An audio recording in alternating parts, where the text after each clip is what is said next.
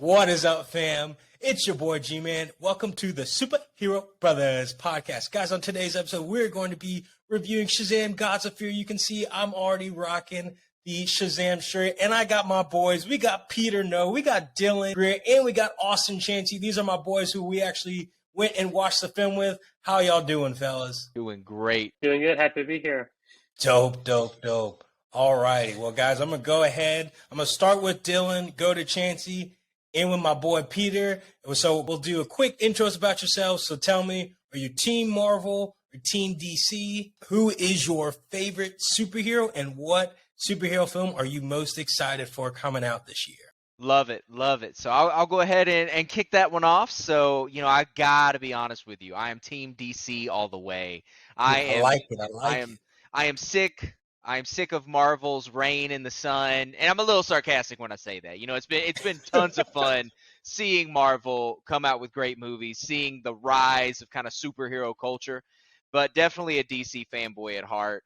The Green Lantern Corps, and I would say, the White Lantern specifically, being some of my favorite heroes in the, kind of DC universe. Movie I'm most excited for this year, I gotta say the Flash movie. I'm really excited to see the DC, cinematic universe continue to expand, continue to grow. I really enjoyed the Flash that, kind of came in the last few movies, and excited to see, how they do with this next one. Dope. My boy Dylan's got some controversial takes, but some hot ones. I like it. Chancy, flipping the ball to you. Same questions. Team Marvel, Team DC, favorite superhero, film you're excited to see this year. So I am a diehard DC fan. Everybody that knows me knows that. Not to say I don't enjoy Marvel, but I just enjoy DC infinitely more. I'm a big comic reader, and I would say 98% of those have been DC. Dang. So my bona fides are significant. But Superman's by far my favorite character. Love him to death. He's pretty much always been my favorite. Man of Steel's my favorite superhero movie. But I would say better representation of my fandom would be, my favorite thing is the Justice Society. Die-hard Justice Society fan. And if you had told 12-year-old Austin that in the year 2023 that there would be a Stargirl Justice Society TV show and a Black Adam movie that had Hawkman and Cyclone in it, he wouldn't believe you. Regardless of what you think of the quality of those, I am feasting right now. And then for the project I'm most excited for, since Dylan said Flash, I'll go a little into the future, and I'll say Superman Legacy. I'm excited to see my boy back on the screen, and I'm excited to see what James Gunn does. I feel you. The big S on his chest. Such an iconic character. Yes. Well, last but definitely not the least, my boy Peter. How we feeling, big dog? You know the questions. Team Marvel, Team DC, favorite superhero, and what movie are you excited for? What up, guys?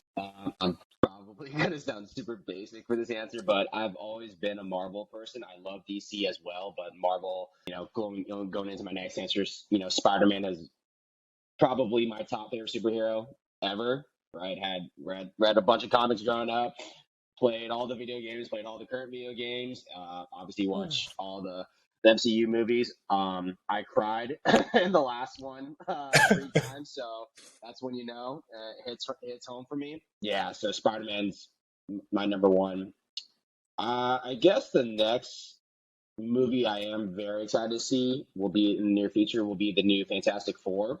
They haven't done any of the Fantastic Four movies any justice, so I'm excited to see what kind of route they go with it. Bro, so true. Rest in peace, Michael B. Jordan, for that role. The whole I didn't even watch that 18 last one, dude. I didn't even watch that last one, dude. So I definitely need to watch it soon. It wasn't that bad. Right. I was say change. That was it wasn't bro, that. that was rough. That was a rough movie. But we're gonna go ahead and talk about the great movie that was Shazam! Fury of the Gods. Guys, what did you think of this film? So we'll start with Peter, go Chancy, go Dylan, and then I'll go ahead and give my thoughts. Coming from a DC movie, I don't know if the stereotypes are true of DC being, obviously super dark and, very, grim, right? But this was a pretty lighthearted movie.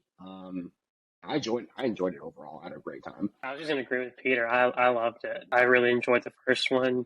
I'd probably say I enjoyed the first one a little more, but I think that's more to speak to the strengths of the first one than it is to the weakness of the second one. But I thought it was really great, super funny. I thought the villains were good. You know, I didn't really think about it until after, but these were original villains. They weren't like comic villains. And I don't know the last time I saw a big like superhero movie use an original villain. So I thought that was pretty dang, neat. 2 for 2. Dylan, how we feeling about this? I was gonna say not to just kind of repeat what's already been said, but to me this is the first superhero movie in a long time where I've had fun watching the movie. I mean, just like at the end of the day, am I gonna say it's the best movie of all time?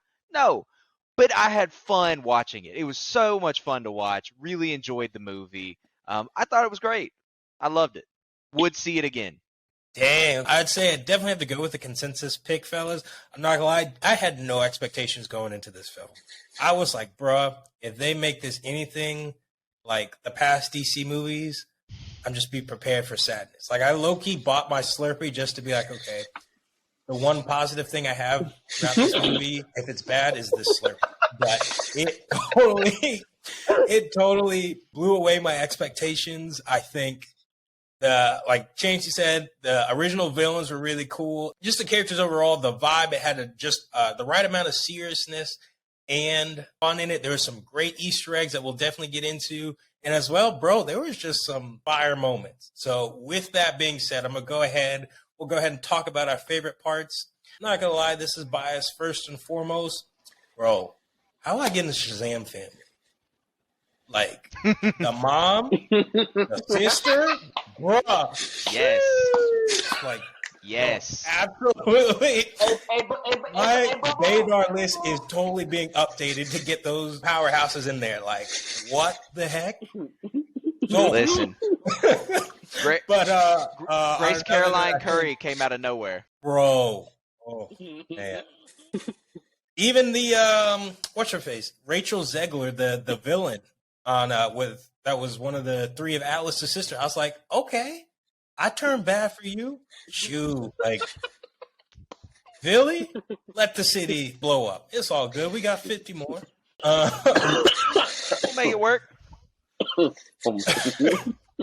yeah, I would say that Freddy's story, I like how it kind of focused on him, and the growth of Billy Batson's character was also really dope. And then last but not least, bro, the unicorns. Like, you always think of unicorns as these like My Little Pony type things, bruh. These things are out here ready to fight. Like, they were straight up throwing hands. They came out the womb ready. They came out with the Black Airforce. Those are like ones. my top tier. Yes. Yeah. Bro, they want all the smoke. They like literally, they wake up wanting smoke. But Dylan, what were your favorite parts? Then we'll go Peter, and then we'll cap it off with Chancy. So, should I preface this with maybe like a little bit of a spoiler warning? Hey, spoiler alert, fellas. You guys heard it here first. All right. So I just want to say it, spoiler alert. One of my favorite moments was the scene where the villain, and you got to be patient with me for getting the 3 villain names. I don't want to say the wrong one. I know I'm going to get their names confused. But where she's riding on the back of the dragon, and Shazam's like, "All right, Khaleesi."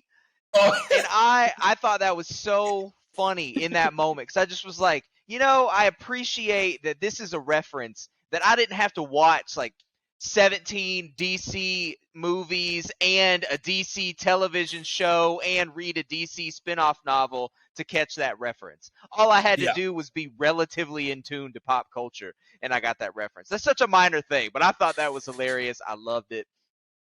Probably my other favorite part, you kind of beat me to it. I thought the unicorn stint was pretty cool.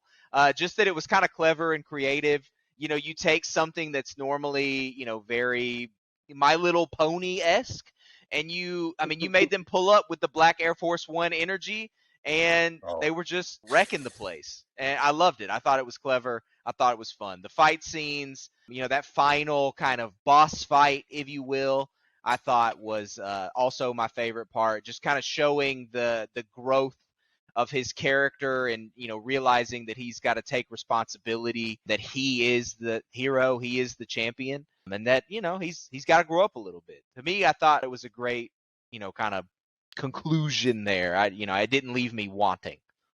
Yeah, it was probably one of the better boss fights that we've seen in a while from either side in terms of superhero films. But Peter, what were your parts that you're like, bro, these were just my favorite moments? Again, what like Dylan said, spoiler warning, right? I guess the couple scenes with Freddy and the Wizard, just the banter between them was so funny. If I can recall that one scene where the Wizard calls him Jeff, right? Yep. That was just so funny. Like nothing crazy about that banter or joke, but like I think the way the Wizard says, like he said Jeff, and then Freddy's like Jeff, and then like they went on there, but it was that I think I was like rolling off my seat. That was so funny.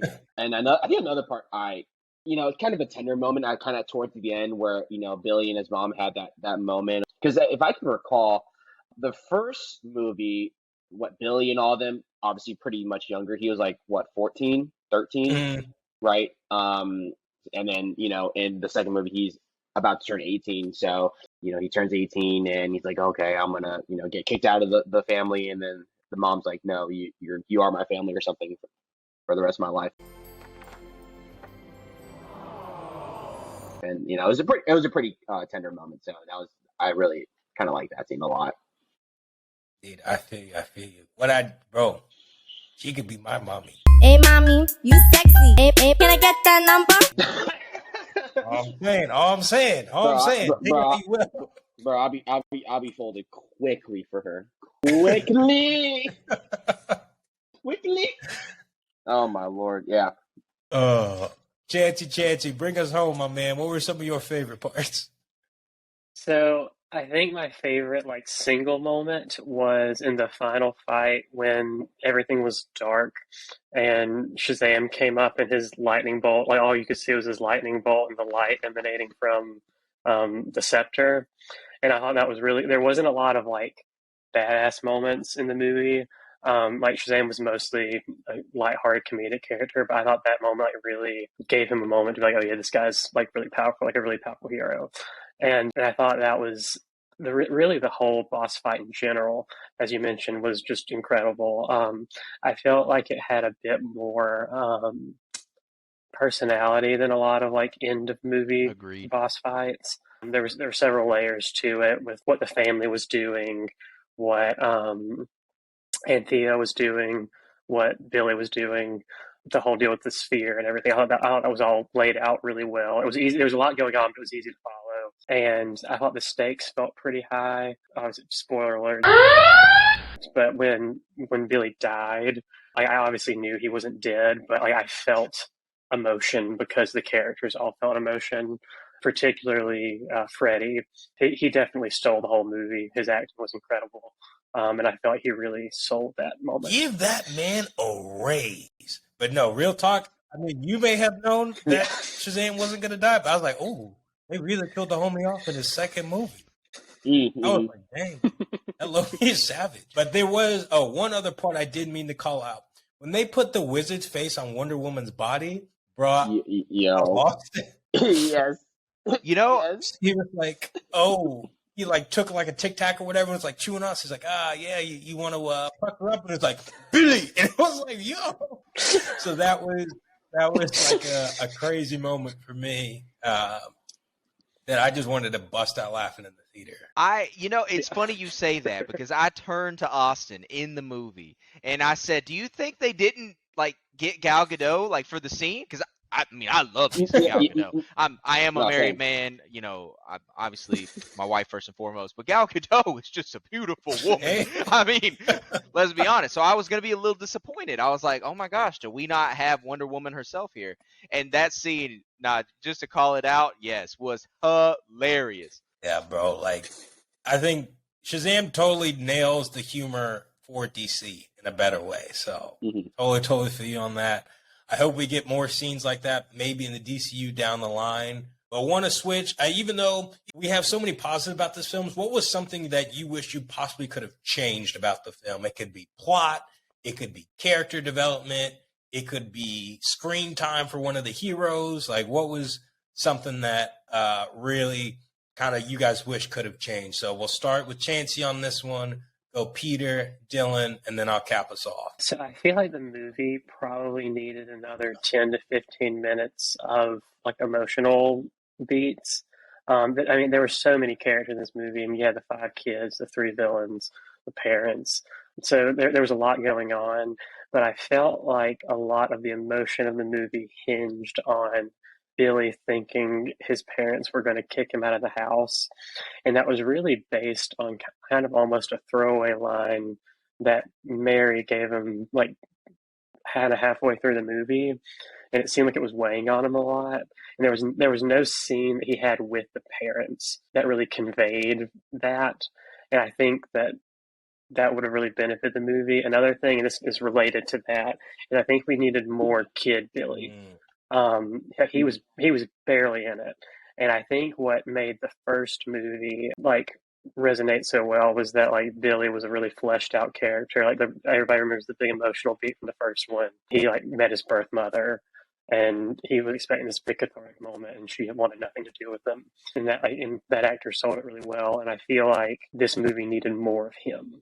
I got to do that. That's a super fair point. Yeah, my homie and like the guy, what's his name? Arthur Asher, something like that. Some double A. Asher Angel. Yeah, like I think Asher Angel. Yeah, that's his name. I think homie's a good actor. Like I don't know what David Sandberg was thinking, and in that retrospect, it probably would have been cooler to see more parts with him. But definitely feel you on that. Peter, kind of what were you thinking if you could change something about the film?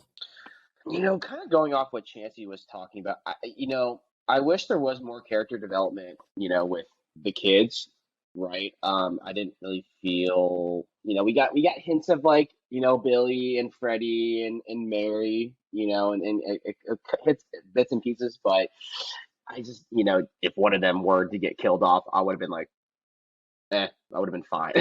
Not fine, but I wouldn't have felt anything, right? Another point that it was kind of weird. This might be me being weird, and I've talked to y'all about it. But you know how obviously when they yell Shazam, they turn into their superhero form, right? They look significantly different.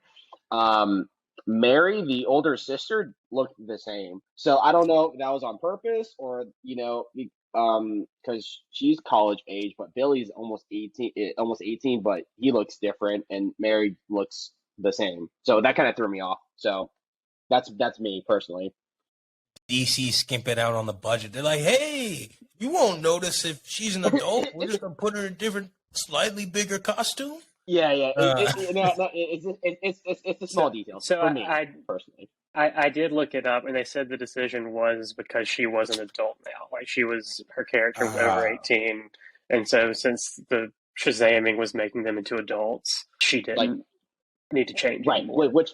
That was a conscious decision. Right, which makes complete sense. It just threw me off. If that makes sense. Yeah. So. DC, you get a pass for now. All right. Dill, what were you thinking about it? What's something that if you could change something, what would you change? Yeah, I think one thing that really stood out to me, I know, Austin and Peter both kind of touched on this a little bit, but personally would have loved to have seen more of the romance develop between Freddie and Anthea. Maybe give me an additional 5 to 10 minutes. Let there be like a school carnival or a school festival or a school dance or whatever, like some reason why they have now become so romantically interested in one another. Because it was like he stood up for her to some bullies. They had like a few little moments, but for the most part, they really didn't have a ton that we saw on screen. So when I saw, suddenly it was like Anthea is like giving up godhood to save Freddie kind of thing. I was like, wow, like that's a lot for a guy that, like kind of just met. You just said you're like 6,000 years old. And, he's 17. Like, would have liked a little bit more build up into the romantic interest. Now, I will say, I will caveat that to say, I didn't feel like the lack of build up ruined it in any way. I think it would have just enhanced it to have maybe a little more build up to the Freddy and Thea romance. Bro, I feel you. I mean, but Freddie had that Riz though. Like, I can't hate on my homie. Yo, Can't hate on no. my homie. And Thea was trying to catch a case though. Like, police, she totally be locked up behind bars. They'd be like, look, that ain't it. Like, I know you look 17, but if you're 6,000, you're breaking a lot of rules right now. It's a minor. Makes It's it a minor. tough. We can't be doing that. But no, I totally agree with you guys on that in terms of having a little bit of extra story just to kind of develop. Something I kind of was disappointed with was Shazam as a character in two parts. When we see Billy Batson, we see him as like more mature, and it seemed like Zachary Levi didn't necessarily mature his Shazam all that much to match kind of the maturation, make up a word, of Billy throughout the film. So that kind of just felt a little off to me. And bro, how does homie not know his own name? Like, what's my name? What's my name? I'm like, y'all say it every time in the movie. When you take your powers, Shazam. Like, every time in the first film, like, how do you not know your superhero name? And then, like, at the end, it's like, what's my name? It's like, it's Shazam. And it was like, for me, it fell flat because I was like, you should know your own name. Like, I feel like Superhero 101, you got to know your name. I think it's a joke on the fact that DC doesn't know his name yet, because he used to be Captain Marvel, and DC lost the rights to the name Captain Marvel. So, like, on any comic for a long time, they would always call it Shazam, or like Billy Batson and Shazam or something like that. But they have not officially started calling him that. Like, in the comics and things, they don't call him Shazam. And so I think it was supposed to be a joke on that. We can debate whether or not that was effective, but that is that's Chancy, you're probably right. But yeah, I'm not gonna lie, that fell flat for me. I was like, yo, The one thing like to 101, you can't tell me, bro, if I had superpowers, day one, I got like 18 names. right. Like, there's no way I'd be like, oh, what's my name? I'd be like, bruh, like, There was the- a moment though where, to that point, he was called Captain Marvel. Someone in it called him Captain Marvel, and I caught that and thought it was funny. Yeah. Because I was like, "Oh, that's clever." But to Najee's point, I mean, a lot of the viewers might not catch that reference, and they might not be as in tune with the, hey, like, why wouldn't he know his name? Like, they might not know all of like the licensing issues around the Captain Marvel Shazam transition. Yeah, no, I feel you on that. Well, and it is something that DC probably should figure out. Like, DC probably should figure out, and for that matter too, like Pedro and Eugene and Darla, they all came along after DC stopped calling him Captain Marvel, and so they've never had names. Like Freddie and Mary, they're Captain Marvel Jr. and Mary Marvel. Those are their old names, but so they don't have adjusted names. Like Mary Shazam doesn't exactly roll off the tongue, and the other kids don't have names at all. So you would think if they invested enough to make a movie out of them, they would have a name by this point. And they're just extras. What? I don't know. They're like, look, you get a superpower. You get a superpower. We got to make it till we get Shazam. Yeah. Captain Every Power wasn't too bad. That was funny too. I don't want to mind that as well. Yeah. Actually, want to transition real quick into some of the Easter eggs. So this was some of the things we noticed. One of the things, a guy that used to play Captain Marvel or Shazam in the 70s was actually in the film. He was wearing the same T-shirt and everything. I forgot the actor's name. I have to look him up. But I thought that was a really cool callback. The Worm. And I feel like, Chancy, you told me his name was like Mr. Mine or something. Yeah, so seeing him again, and he's like talking about his master plan, and Dr. Savannah's like, how long is it going to take? And he's like, I have to crawl everywhere. He's like a little caterpillar. Like, homie's not going to be moving at the speed of light. So I thought those two scenes were really dope and could set up possibly Shazam coming to the DCU. But, we never know. So, Dylan, what were your thoughts? Then we'll go Chancy, and then we'll go wrap us up with Peter. So thoughts on the Easter eggs? Yeah. Yeah, so I mean, I will be honest, I didn't pick up on as many Easter eggs. Part of that being me. One of the main Easter eggs I caught was, them calling him Captain Marvel, which I thought was pretty clever. I know I called it out earlier. That was one of the things I appreciated. Like, I knew there were Easter eggs in there that I was missing, and I was fine with that because there were also a lot of references that I was able to pick up on. So I enjoyed that, but I will say a lot of the references, if they were there, kind of went over my head a little bit. Gotcha. Alrighty. Peter, did you catch any Easter eggs that you're like, oh yeah, this was like super dope? And sorry, I say Easter eggs, I should have clarified this. It's also like the mid and end credit scenes. I count those also as kind of like your Easter eggs, if you will. Sure. Easter eggs? I didn't really catch on any, so I'm sorry, because like I don't know much again about Shazam as a whole, or much about the DC universe. Kind of going towards the end credit scenes, right? Referring to the Justice Society.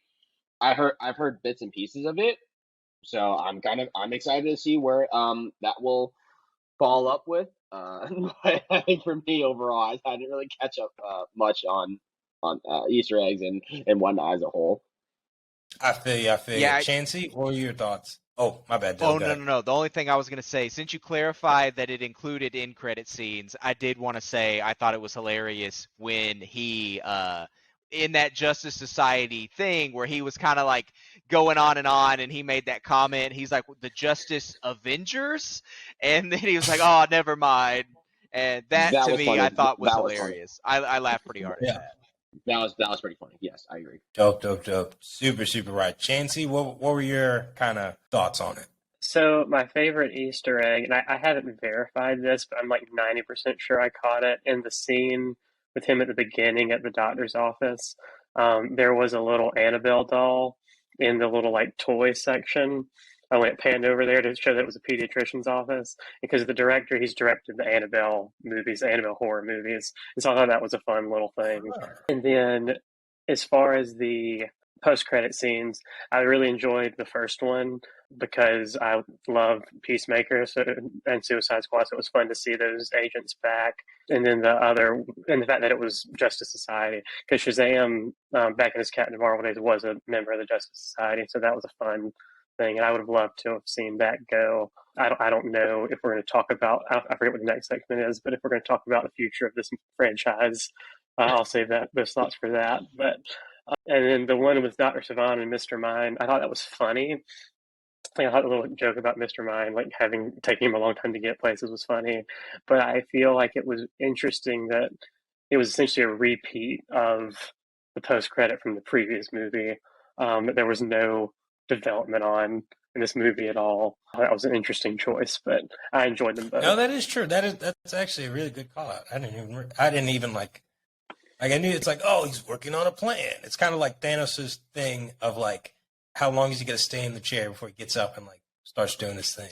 But actually, to all of y'all's point in terms of the credit scenes, so we got some baby mama drama, if you will. So supposedly, The Rock had prevented the JSA from appearing in the Shazam end credit scene. So instead of Harcourt, which is James Gunn's wife, where there's some other drama with that, but instead of those two, it's actually supposed to be Hawkman and Captain Atom. But Dwayne The Rock Johnson literally stopped them at like the last second from being able to use that. And even Zach Levi posted on his Instagram story confirming it. And I was like, yo, like The Rock's destroyed 2 franchises with one decision. Like this man was like, if my Terramana Tequila can't make it, no one can make it. Like, it was crazy. And then James Gunn, of course, people are just hating. They're like, yo, why is your wife in every single film? And James Gunn just has the time. Like, he will respond to anyone on Twitter and be like, bro, what are you talking about? Like, I didn't do this. I'm sorry, my wife's talented. And I was like, bro, this like, it was partially a mic drop moment, but it was also like, dang, like, come on, James, don't do that. Don't do that. Don't. Well, it's not like she's a bad actress or anything. Like, it's not like it's like a nepotism hire that's like bad for the franchise. I don't think anybody would, if like you didn't know that she was married, she wouldn't stand out to you as like not deserving to be there. She's like the Coulson. I feel like she's Coulson of DC. Yeah. I mean, she was like the female. She was the female lead of a popular TV show. Like, I don't see why like it would be bad for her to be there. I do think it was dumb for The Rock to like not want the Justice Society there, especially in hindsight when neither of these movies did super well. Linking them together might have helped them do a little better financially and give them like more reason to stick around in the future. Man, we know The Rock, man. Hard work. I'm gonna be bald. I'm not gonna listen to anybody. I want my tequila in all the commercials. That's I just don't understand why you want to be a villain to a hero that you don't want to ever interact with. Like it's like if he had been Lex Luthor and just like refused to ever be in a Superman movie, that's just like a weird. Bro, he wanted to make this the Fast and Furious. He was like, "Oh, I took over Fast X, but now I have to leave that. Now I'm gonna like blow it up in Vin Diesel's face." And I was like, it wasn't blown up in his face. Like, granted, Fast is still gonna be fast. Vin Diesel gonna be doing stuff that should not happen with cars and vehicles. But, Yeah. It is what it is. All the time. Also, that reference, thinking about it. Yeah. It was like, if there's one thing I know, you know what always wins? No. Oh no! Do we lose him? We lost him. I was gonna Not when he's say delivering a punchline. he was right about to deliver family. No. Shazam was like, it's family. And Yes. Vin Diesel did Fast and the Furious family. For when you're thinking of an overall rating for this film, would you give it like a 1 out of 10, or with 1 being the worst, with it's like, yo, this was absolute ball sack, AMC, I want a refund, like, is Morbius level bad, or this was like 10 out of 10, Avengers Endgame level, I just left with this a new epiphany, or like back in the day, 2008 Transformers, where you're like, bro, every car I'm now going to look out for to make sure it has the Autobot insignia rather than the Decepticon. But Giving it 8? All right, so Peter's giving it an 8, so pretty high up there. I like that. I like that. This movie is an 8 out of 10 for me. Dylan, how we feeling? What do we think it was? 8 as well. Bro, we got 2 8s. If this was a dunk contest, bro would already be moving on to the second round. It's crazy. Chancy, what did you give it? 8 as well, bro. We got 3 8s. This is a really solid film. I know the box office has been bad, but this is a solid film. I got to give it an 8 as well. It's rewatchable. It's a super great film. Yeah, and I know I would talk about the future of the DCU, but I'm not going to lie, fam. I can't hear my guys. So we're going to go ahead and cut the episode short right here. But, guys, let me know in the comments what you guys thought of Shazam! Fury of the Gods. Be sure to follow us on all social media platforms. That's Instagram and TikTok. Be sure to subscribe on all podcasting platforms. We're on Spotify, Apple Podcasts, Google Podcasts, anywhere there's a podcast. Superhero Brothers are at, keeping you in the know. With that, it's your boy G-Man, and you have been listening to the Superhero Brothers.